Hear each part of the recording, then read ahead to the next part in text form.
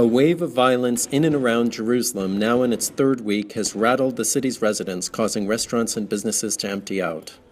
Overnight on Tuesday, Israel's government approved its first concerted response in the form of a major security crackdown. This came a day after two incidents in the city that killed 3 Israelis, and hours before knife-wielding Palestinian men staged 2 further attacks. At Damascus Gate, in the historic center, a man holding a knife who lunged at police was shot and killed. Shortly afterwards, another man stabbed and wounded a woman at Jerusalem's central bus station.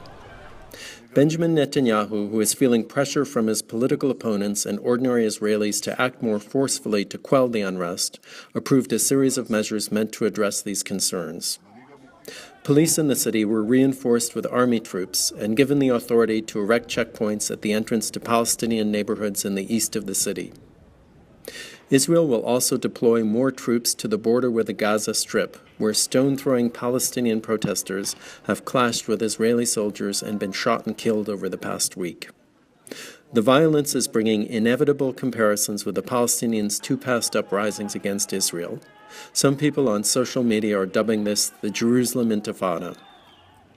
For now, the violence has claimed fewer lives, but the stabbings and other security incidents are coming at a much faster rate than in any other recent waves of unrest. All told, 7 Israelis and about 30 Palestinians, including terror suspects shot by Israelis, had died as of Wednesday. The violence is proving both harder for Israel to contain and more unsettling for ordinary people because these are lone wolf attacks carried out without overt political support.